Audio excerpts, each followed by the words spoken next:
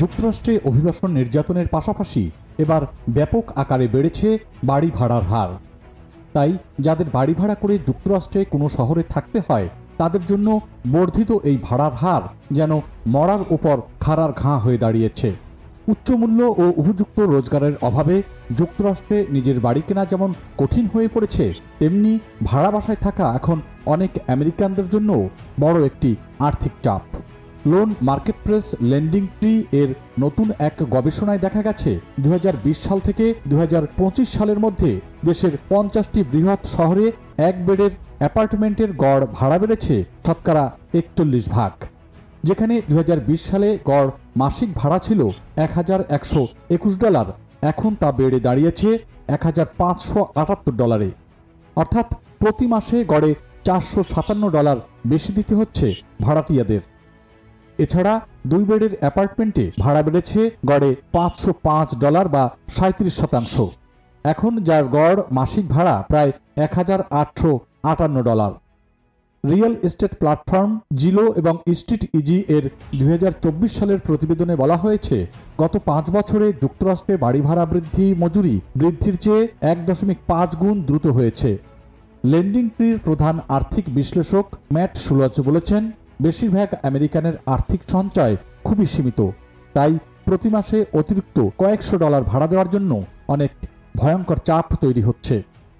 বিশ্লেষকদের মতে ভাড়া বেড়ে যাওয়ার পেছনে অন্যতম কারণ হল মহামারী, পরবর্তী কর্মসংস্থানের পরিবর্তন, রিমোট ওয়ার্কের সুযোগে লাখো লাখো মানুষ নতুন শহরে চলে যায়, ফলে বাড়ি ও অ্যাপার্টমেন্টের চাহিদা হঠাৎ বেড়ে গেছে।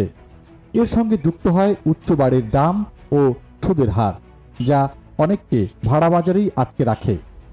লেন্ডিং ট্রির বিশ্লেষক রব ভাট বলেছেন, মহামারীর সময় যেসব শহর ভাড়াটিয়াদের কাছে জনপ্রিয় ছিল না, সেখানেও হঠাৎ ভাড়ার চাপ বেড়ে গেছে। এটি স্বাভাবিক হতে সময় লাগবে। সংস্থাটির তথ্য অনুযায়ী গত 5 বছরে যুক্তরাষ্ট্রের মধ্যে সবচেয়ে বেশি ভাড়া বেড়েছে নিউ ইয়র্ক, সান ডিয়েগো এবং মায়ামি শহরে। এক বেডের অ্যাপার্টমেন্টের ভাড়া বেড়েছে যথাক্রমে $854, $817 ও $764, আর 2 বেডের ক্ষেত্রে বেড়েছে $857, $877 ও $885। এর মধ্যে শীর্ষ 10টি শহরে এক বেডের ভাড়া বেড়েছে অনেক বেশি।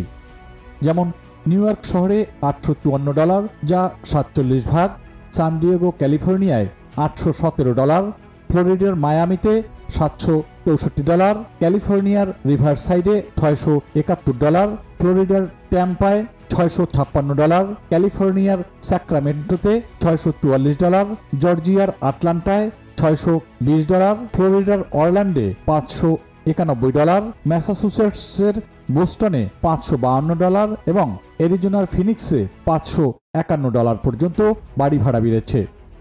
লেন্ডিং ট্রি রিপোর্ট বলছে, নিউ ইয়র্ক ও সান ডিয়েগোতে বাড়ি ভাড়া বৃদ্ধির প্রধান কারণ হল বাড়ির সরবরাহে ঘাটতি।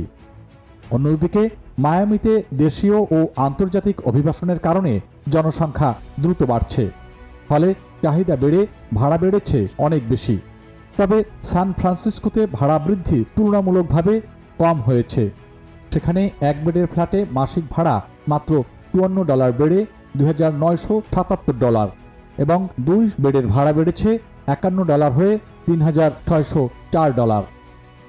তুলনামূলক ভাড়া স্থিতিশীল রয়েছে বার্মিংহাম, আলাবামার ওকলাহোমা সিটি, টেক্সাসের সান আন্তোনিও এবং মিজৌরির সেন্ট লুইস শহরে।